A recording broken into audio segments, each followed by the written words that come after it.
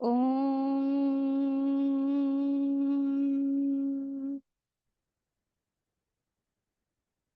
ఓం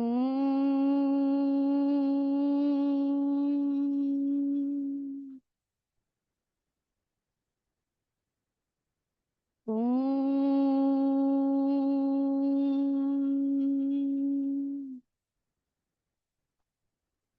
ఓం సహనావవతు సహనౌ భునక్తు సహ వీర్యం కరవావహై తేజస్వినావధీతమస్తు మా విద్విషావహై. ఓం శాంతి శాంతి శాంతి. ఓం గురుర్బ్రహ్మా గురుర్విష్ణుః గురుర్దేవో మహేశ్వరः గురురేవ పరం బ్రహ్మ తస్మై శ్రీ గురవే నమః. ఓం పార్థాయ ప్రతిబోధితాం భగవతా నారాయణేన స్వయం వ్యాసేన గ్రథితాం పురాణమునినా మధ్యే మహాభారతం అద్వైతామృతవర్షిణీం భగవతీం అష్టాదశాధ్యాయినీం అంబ త్వామనుసందధామి భగవద్గీతే భవద్వేషిణీం.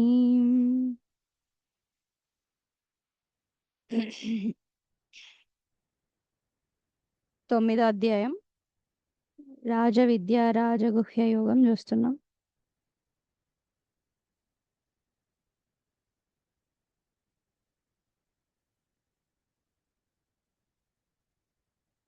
శ్లోక నెంబర్ 4 నుండి.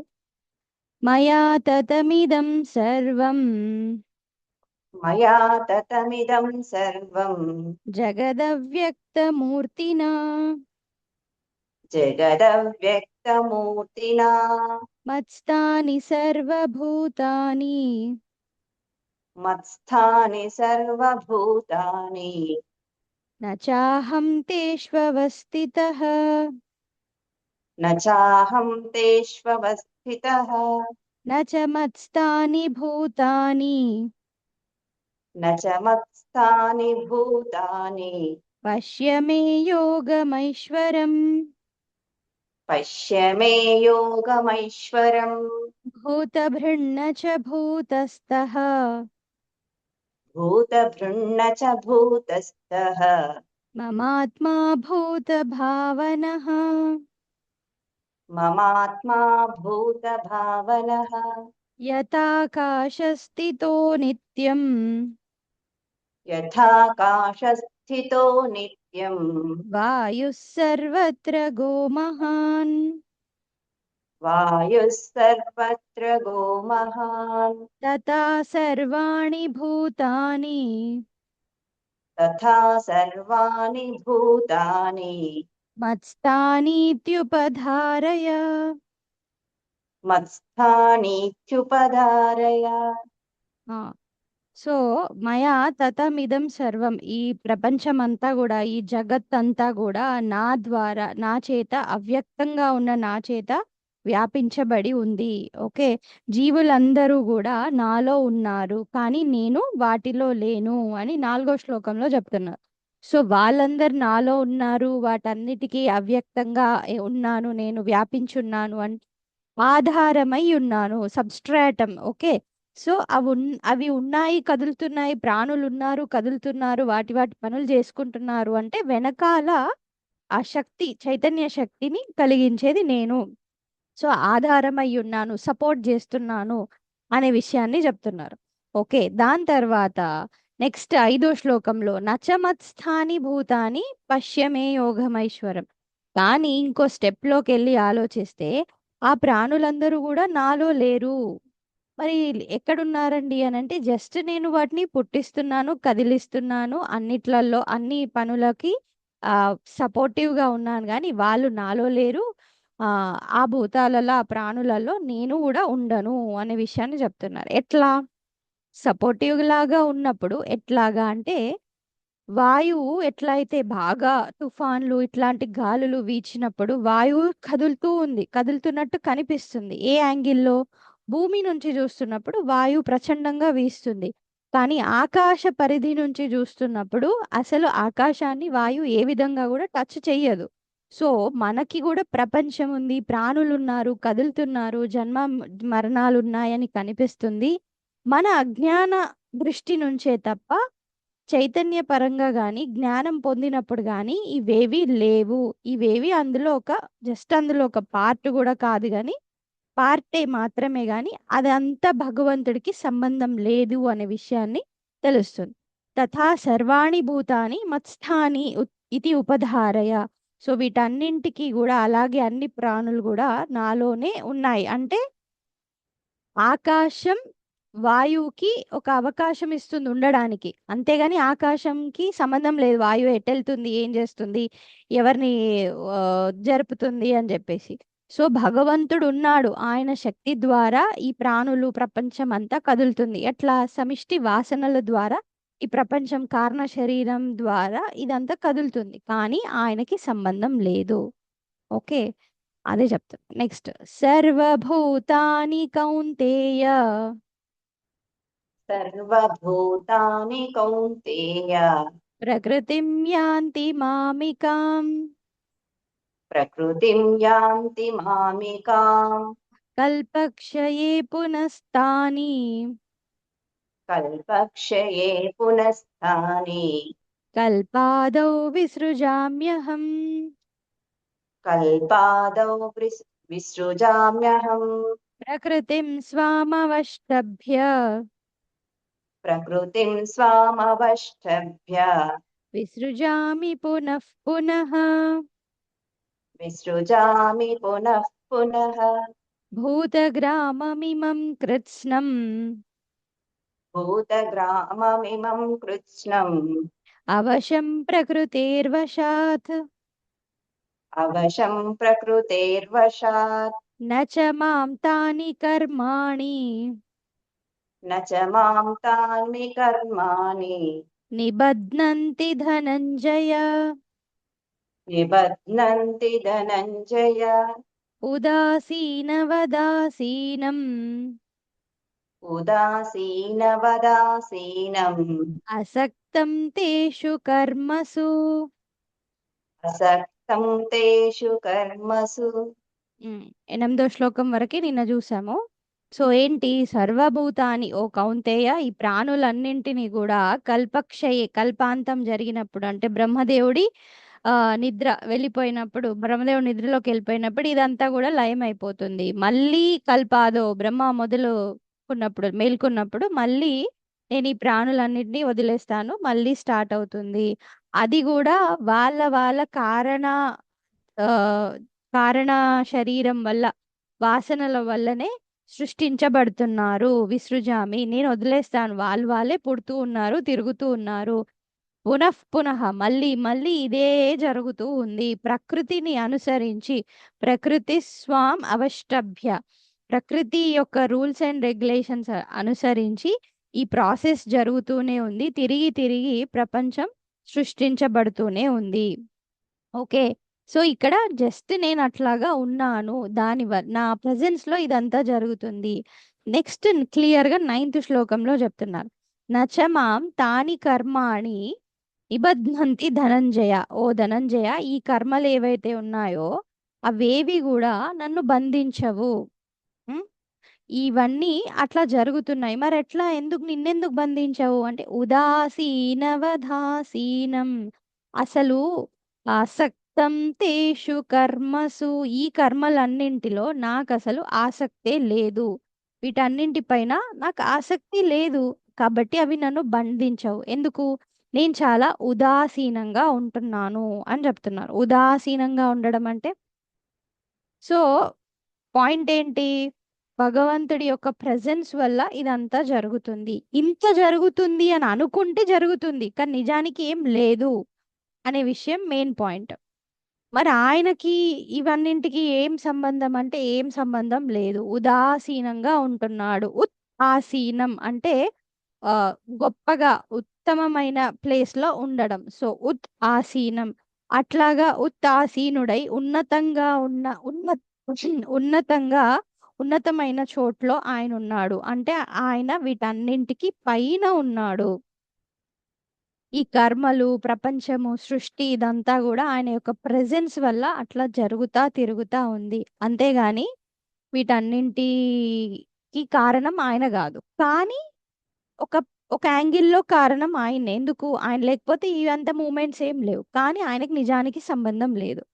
ఎలా అంటే ఫర్ ఎగ్జాంపుల్ ప్రపంచం, ప్రకృతి, జనన మరణాలు, పంచభూతాలు ఇవన్నీ కూడా మారుతూ ఉండేటివి, కదలికలకి గురవుతూ ఉండేటివి, మారుతూ ఉండేటివి.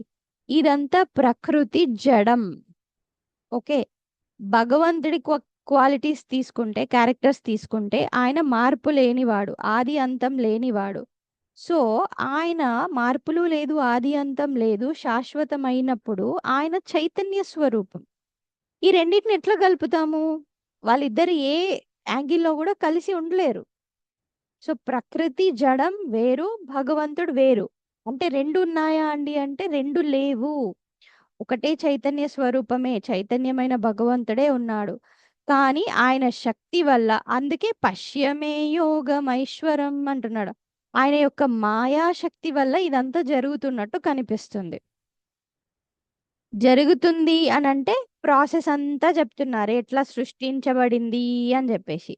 కానీ నిజంగానే జరిగిందా అనే క్వశ్చన్ వేసుకున్నప్పుడు లేదు, భగవంతుడికి వీటికి సంబంధం లేదు. ఇక్కడ భగవంతుడు అనంటే మళ్ళీ మనం పెట్టుకున్న పాంచభౌతిక శరీరాలతో కనిపించిన భగవంతుడు కాదు. సపోజ్ ఇక్కడ మనం మాట్లాడుతున్న కృష్ణుడైనా, అవతారాలైనా కూడా, అవతారాలు మనం చూసుకుంటే గనక వాళ్ళు పాప పుణ్యాల వల్ల ఇప్పుడు మానవ జన్మ మనకెట్లయితే వచ్చిందో వాళ్ళకి అలా వచ్చింది కాదు కదా.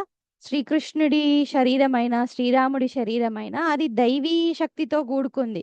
దాని తర్వాత మన శరీరం పంచభూతాలతో ఐక్యమైనట్టు వాళ్ళు అట్లా కాలేదు. వాళ్ళది దైవీ శక్తితో కూడుకున్న శరీరం. సో అందుకనే వాళ్ళు కంప్లీట్గా ఒక దేహం చాలించారు అన్నట్టు ఎక్కడా ఉండదు.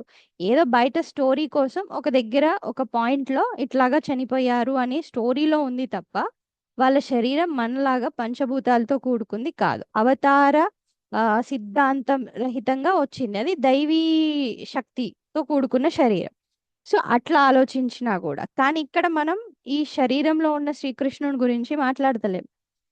నేను నేను అని ఈయన ఎక్కడ అంటున్నాడు అని అంటే, ఒకవేళ ఆయన శరీరంతో చూసినా మన శరీరాలు శ్రీకృష్ణుడి శరీరం సేమ్ కాదు. మనకు అప్లై అయ్యే రూల్స్ ఆయనకు అప్లై అవ్వవు. సెకండ్, దీనికి పై ఉన్న వాడిని అంటే శరీరాలు, ప్రపంచము, జడ వస్తువులు ఇవన్నీ తిరుగుతూ మార్పులకు లోనవుతూ ఉన్నాయి. కానీ నేను మాత్రం శాశ్వతమైన వాడిని. అసలు వీటికి నాకు సంబంధమే లేదు. ఎందుకు? నాకు ఆసక్తి లేదు. ఇంట్రెస్ట్ లేదు. ఇంట్రెస్ట్ లేనప్పుడు వాటి యొక్క ఆ ఫలితాలు కానీ, కర్మలు కానీ, ఆ ప్రాసెస్ కానీ నన్ను అంటుకోదు అనే విషయాన్ని చెప్తున్నారు. అలా అంటుకొని ఎవరైతే ఉన్నాడో వాణ్ణి గుర్తించమని పాయింట్. ఓకే, నెక్స్ట్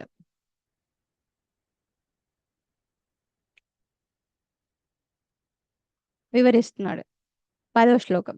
మయాధ్యక్షేణ ప్రకృతి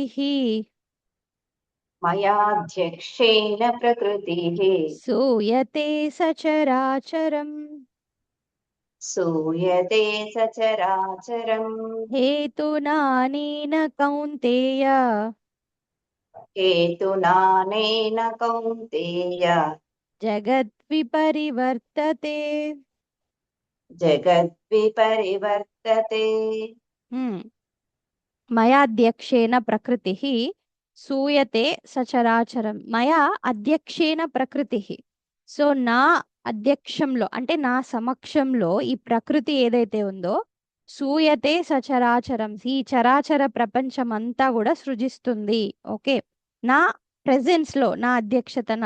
లైక్ ఫర్ ఎగ్జాంపుల్ అక్కడ ఒక మేనేజర్ ఉంటాడు, ఆ మేనేజర్ ప్రెజెన్స్ లో మిగతా వాళ్ళంతా పనులు చేసుకుంటూ ఉంటారు కదా. సో నేను అట్లాగా అధ్యక్షత వహిస్తున్నాను, నా అధ్యక్షతలో మిగతా పనులన్నీ జరిగిపోతున్నాయి.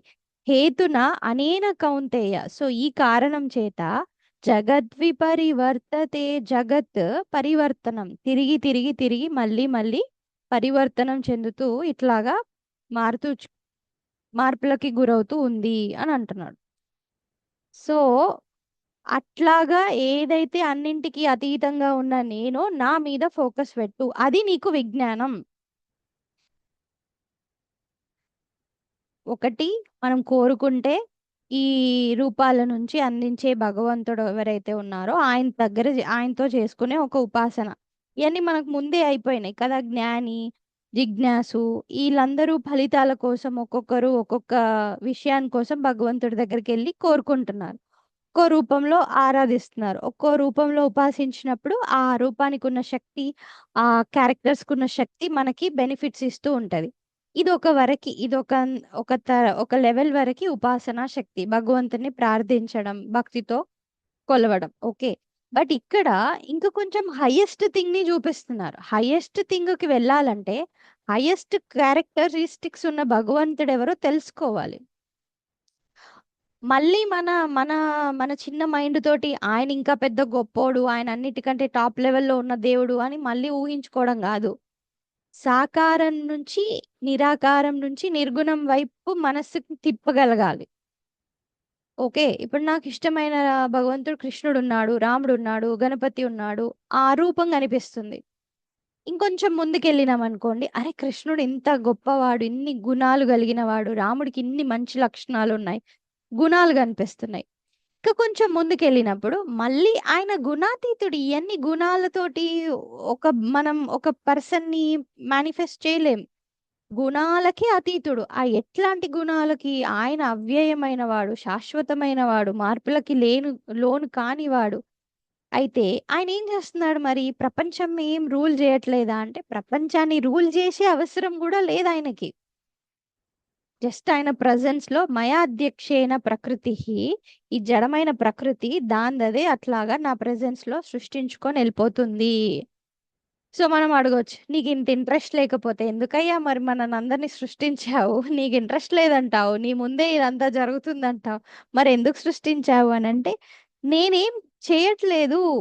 సో దానికి నా దగ్గర ఏం ఆన్సర్ ఉంటది అని అంటున్నాడు. ఫర్ ఎగ్జాంపుల్, సూర్యుడు ఉన్నాడు, జస్ట్ సూర్యుడు ఉదయిస్తున్నాడు అంతే. ఆయన యొక్క శక్తి వల్ల సముద్రంలో ఉన్న నీరు ఆవిరయ్యి పోయి వర్షంలాగా పడుతుంది. ఒక దగ్గర పడుతుంది, ఒక దగ్గర పడట్లేదు, ఒక దగ్గర బాగా పడుతుంది, ఒక దగ్గర తక్కువ పడుతుంది. ఎందుకు ఇలా జరుగుతుంది అని అంటే, ఆయనకు సంబంధం లేదు. సూర్యుడేం వర్షాన్ని తయారు చేయట్లేదు. సూర్య రశ్మి వల్ల ఆ నీళ్ళే పైకెళ్ళి ఎవాపరేట్ అయ్యి వర్షంలాగా పడుతుంది. అంతేకాదు, ఈ ప్రపంచంలో ఏవి చూసుకున్నా కూడా ఒక ప్రెజెన్స్ వల్ల మిగతాయి జరుగుతుంది. ఇప్పుడు సూర్యుడిని వెళ్ళి నువ్వు ఎందుకు ఇలా చేస్తున్నావు అని అంటే ఆయన రీజన్ కాదు కదా. సో ఆ విధమైన ప్రెజెన్స్ అన్నమాట. సో మనం మన కారణ శరీరం వల్ల, మన వాసనల వల్ల, కోరికల వల్ల ఈ ప్రపంచంలో సుఖ దుఃఖాలు అనుభవిస్తున్నాం. దానికి కారణం భగవంతుడు కాదు. సో కార్లో పెట్రోల్ పోస్తే పెట్రోల్ వల్ల బండి నడుస్తుంది.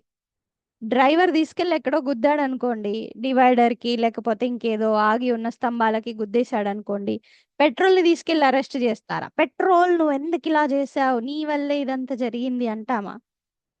నేను జస్ట్ బండి నడవడానికి ప్రెజెన్స్ అయ్యాను అంతే. నాకేం తెలుసు డ్రైవర్ ఎటు వెళ్తే వాడికే నష్టం కదా. సో మన మన పరిస్థితి కూడా అట్లే ఉంది.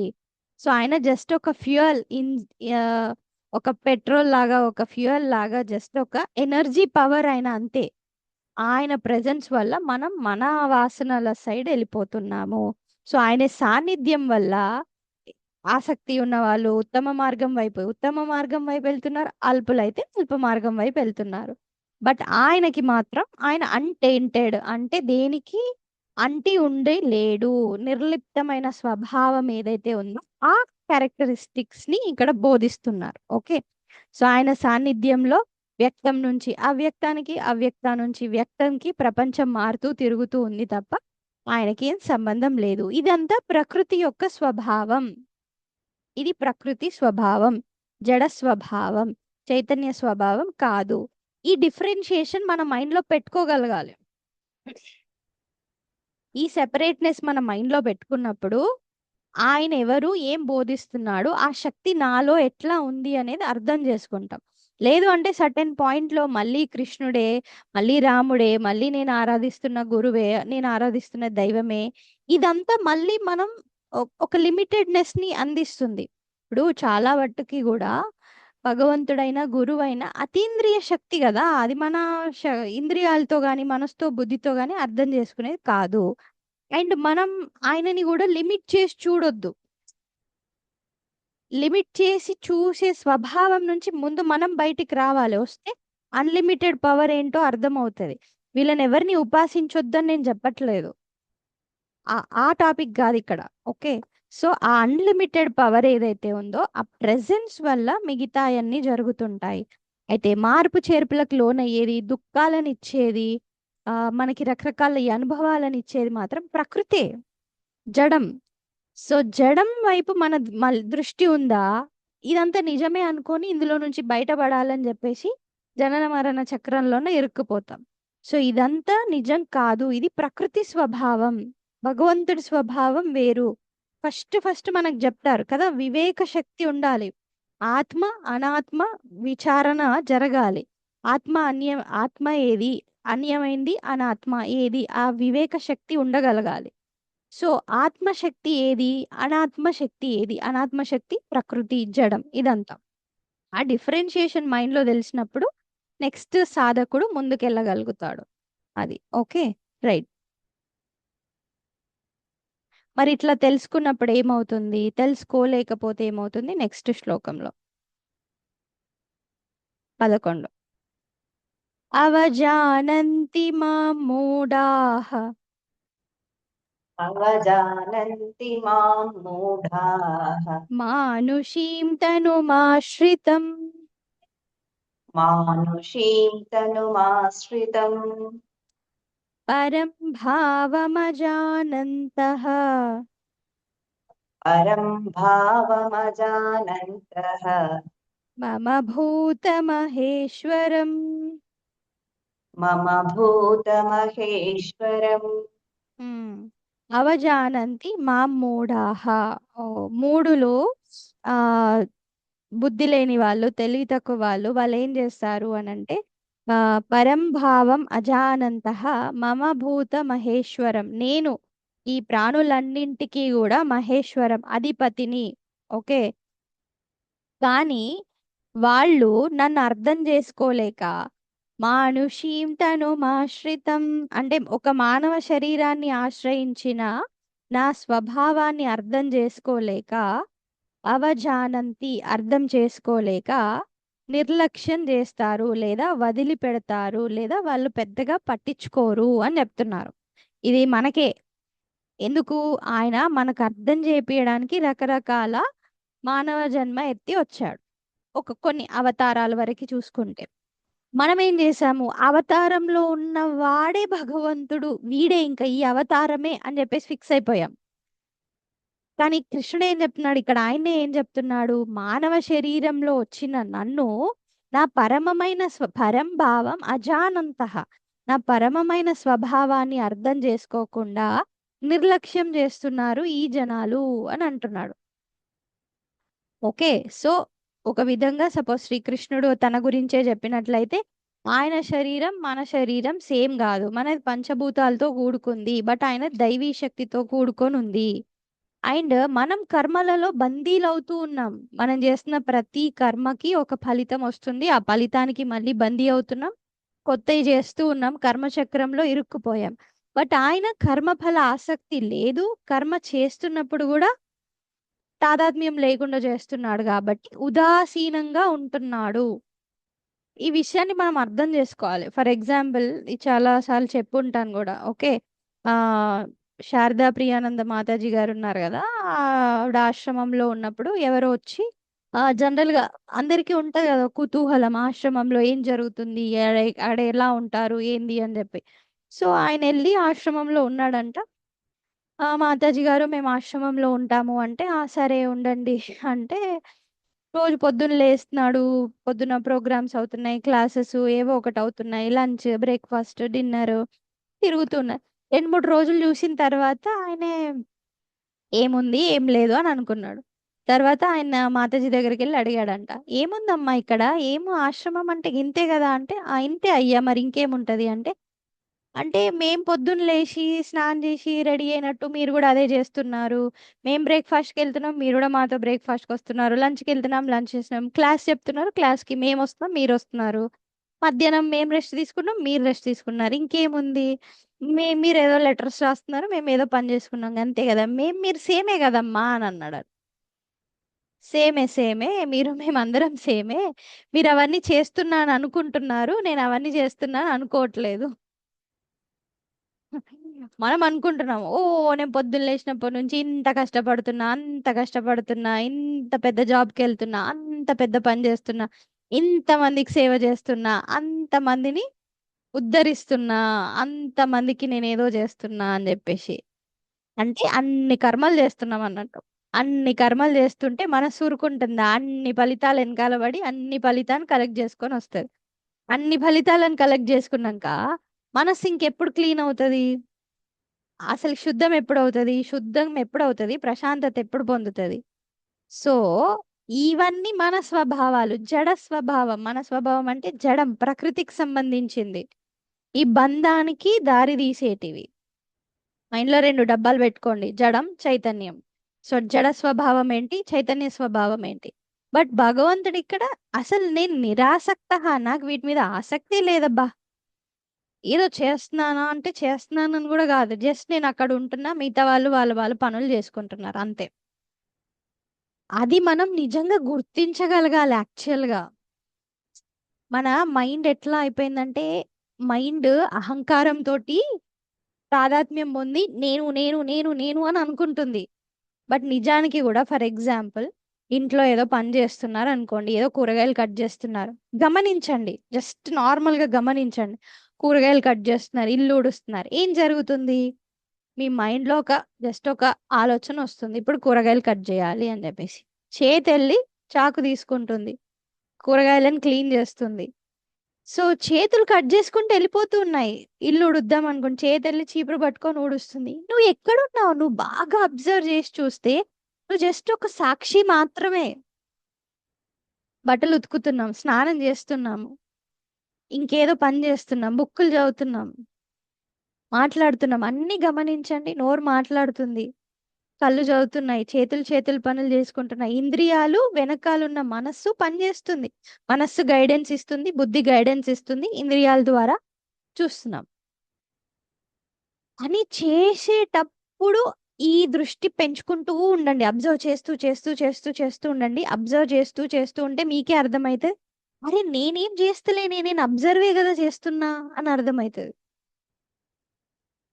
ఇప్పుడు నేను మాట్లాడుతున్నా. నేను మాట్లాడుతున్నది నేను వింటున్నా. నేను మాట్లాడుతున్నది నేను చూసుకుంటున్నా. అది చేస్తున్నప్పుడు ఒక పాయింట్‌లో నేను అబ్జర్వే గదా చేస్తున్నా. నేనెక్కడ మాట్లాడుతున్నా అనే విషయం అర్థమవుతది.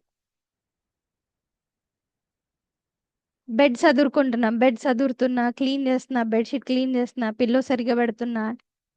చేతులెళ్లి పని చేస్తున్నాయి. మైండ్ డైరెక్షన్ ఇస్తుంది. బుద్ధిలో ఉన్న నాలెడ్జ్‌ని బట్టి పని చేస్తున్నాం. కానీ నిజంగా వెనకాల ఒక అబ్జర్వర్ ఉన్నాడు. ఆ పని చేసేటప్పుడు ఫుల్లు ఫోకస్ పెట్టామనుకోండి, మనం ఆ సాక్షి రూపంలోనే ఉంటాం. ఇదంతా అబ్జర్వ్ చేసి అబ్జర్వర్‌ని గదా నేను. ఇందులో నేనెక్కడ ఇన్వాల్వ్ అయ్యాను అనే విషయం అర్థమవుతది. అది అర్థం అవ్వాలి. అదే సాక్షిభావంలో ఉండడం. ఆ సాక్షిభావంలో ఉండకుండా ప్రతి దాంట్లో దూరిపోతుంటారు కొంతమంది. ఆ! నేనే జెప్పాను. నేనే ఇచ్చా. నీ మొహం ఇచ్చావు. నువ్వు జెప్పావు. నువ్వు లేకున్నా ఏం జ ఏం నష్టం లేదక్కడ. పనులవుతూనే ఉంటాయి. కొంతమంది జూడండి ఏమన్నా ఫంక్షన్స్ ఉన్నా, ఏవన్నా ఉన్నా ఇంకా వాళ్ళు లేకపోతే అక్కడ పనులన్నీ ఆగిపోయినట్టు, అక్కడ వాళ్ళందరికీ ఏదో నష్టం జరిగిపోయినట్టు వాళ్ళది వాళ్ళు చాలా సెల్ఫ్ హైప్ ఇచ్చుకుంటారు. ఏం గాదు. ఆ చుట్టుపక్కల వాళ్ళనుకుంటారు. ఆ! వీడు లేకపోతే పెద్ద నష్టమేం జరగలేదు. పని బానే అయిందిలే అని అనుకుంటారు. కదా! మనం అనవసరంగా తొందరపడి నేను లేకపోతే వాడికెవడు జేస్తాడో జూస్తా అనని. ఏం గాదు ఎవడో ఒకడొచ్చి జేస్తాడు. సో, ఇక్కడ నేను అని మనం కొట్టుకునేది అహంకారంతోటి. ఈ అహంకారం, మనస్సు. అహంకారం, కర్మేంద్రియాలు, జ్ఞానేంద్రియాలు, మనస్సు, బుద్ధితో తాదాత్మ్యం అయినప్పుడు నేను చేస్తున్నా అని అనుకుంటున్నాం. ఓకే, నా చేతులు కట్ చేస్తున్నాయి, నా చేతులు ఊడుస్తున్నాయి, నా చేతులు క్లీన్ చేస్తున్నాయి, నా మైండ్ డైరెక్షన్ ఇస్తుంది, నా బుద్ధి అందులో ఉన్న నాలెడ్జ్ ఇస్తుంది. ఇంతకు నేనెవరు? ఆ ఆ క్వశ్చన్ వచ్చినప్పుడు అబ్జర్వర్ లాగా, ఒక సాక్షి భావం లాగా మిగులుతాం. అది రావాలి. ఎప్పుడైతే అది వచ్చిందో అహంకారం పడిపోతుంది, ఇంక అహంకారం మాయమైపోతుంది, ఉండదు ఇంకా. నేను అబ్జర్వర్, నేను సాక్షి భావం అని గుర్తించినప్పుడు నేను అనుకునే అహంకారం డిజాల్వ్ అయిపోతుంది. యాక్చువల్గా చూస్తే అసలు అహంకారం లేదు, ఈగో లేదు. అజ్ఞానం వల్ల మనల్ని మనం హైయెస్ట్ నాలెడ్జ్ కాకుండా ఈ సో కాల్డ్ లిమిటెడ్ ఈగో తోటి కనెక్ట్ అయి ఉన్నాము. ఇదే మొత్తం అటు ఇటు ఇటు ఇటు అన్ని రకాలుగా చెప్పేది. సో ఇక్కడ ఇది ఇండివిజువల్. ఓకే, వ్యష్టి లెవెల్లో చెప్తున్నారు. వ్యష్టి లెవెల్లో అహంకార తాదాత్మ్యం వల్ల మనం ప్రపంచాన్ని, ప్రకృతిని నేనే అనే మనతో తాదాత్మ్యం పొందాము. అదే భగవంతుడు సమిష్టి లెవెల్లో ఏం చెప్తున్నాడు? సో సమిష్టి లెవెల్లో నేను జస్ట్ నా ప్రెజెన్స్ వల్ల అంత జరిగిపోతుంది, నేనేం వీటి మీద ఆసక్తిగా చెయ్యట్లేను అనే విషయాన్ని చెప్తున్నాడు. సేమ్ మనం కూడా అదే ఆలోచించాలి. అహంకారంతో కనెక్ట్ అయ్యి ఉండి నేను చేస్తున్నా అనుకుంటున్నాం, కానీ అహంకారం పక్కకు తప్పుకుంటే నేనెవరు అనే సాక్షిభావంలో ఉంటే నా పనులు ఇవన్నీ జరుగుతున్నాయి. లైక్ నా వస్తువు, నా ఫోను, నా వాచ్, నా వస్తువులు ఎట్లానో నా శరీరం పనిచేస్తుంది, నా మనస్సు ఆలోచిస్తుంది, నా బుద్ధి గైడెన్స్ ఇస్తుంది. ఓకే, సో ఫోన్, ల్యాప్టాప్, వైర్లు, ఈ బిల్డింగ్లు, సోఫాలు ఇవన్నీ నాయి నా వస్తువులు, నా పరికరాలు అంతే. సేమ్ అట్లే ఇవి కూడా పరికరాలే. ఈ దృష్టితోటి మనం చేసినప్పుడు ఆ ప్రకృతి జడం ఏదైతే ఉందో అందులో పడిపోము. అదే విషయం చెప్తున్నారు. ఏమని? నెక్స్ట్ శ్లోకం చూద్దాం.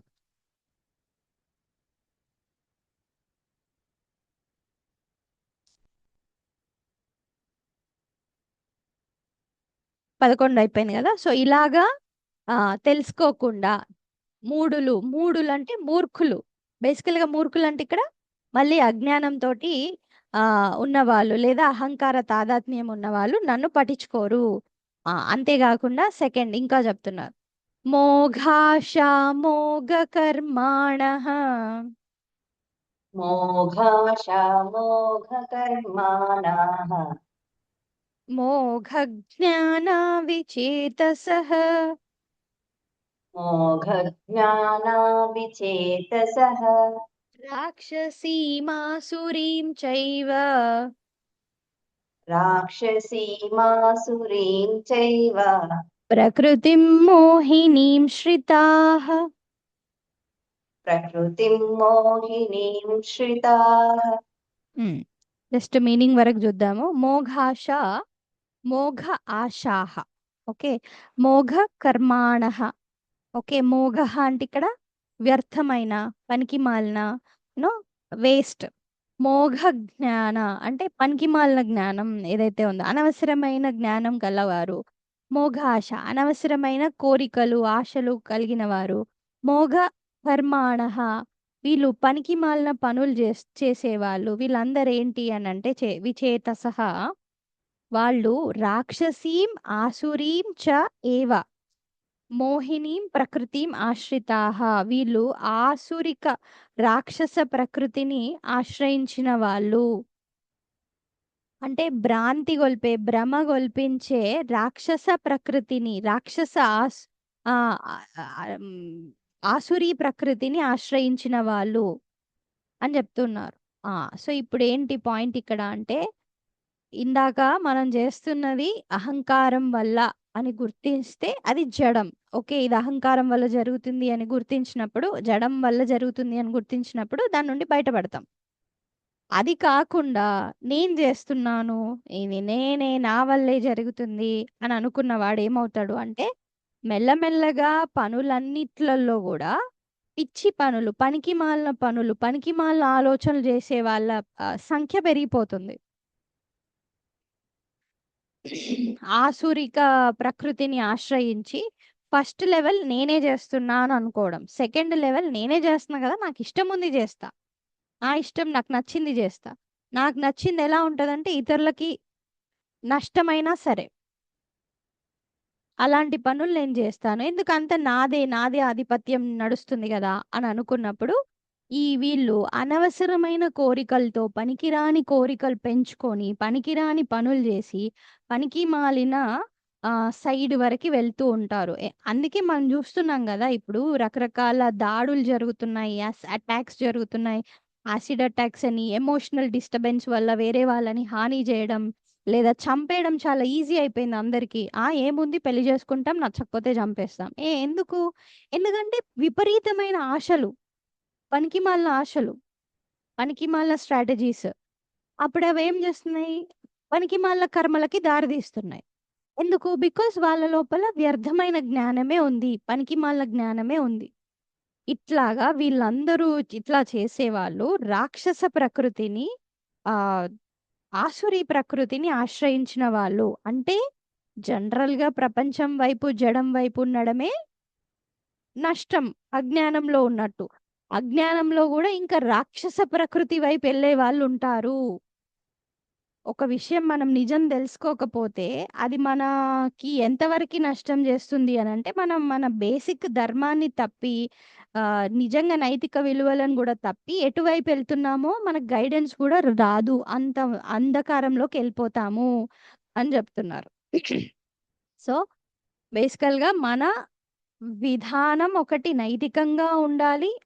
సాత్వికంగా ఉండాలి ఒకటి. బట్ అది తప్పామా, కనీసం సాత్వికంగా గూడా లేమా, రజస్సులోకి, తమస్సులోకి పడిపోయే ఛాన్సెస్ ఎక్కువ ఉన్నాయి.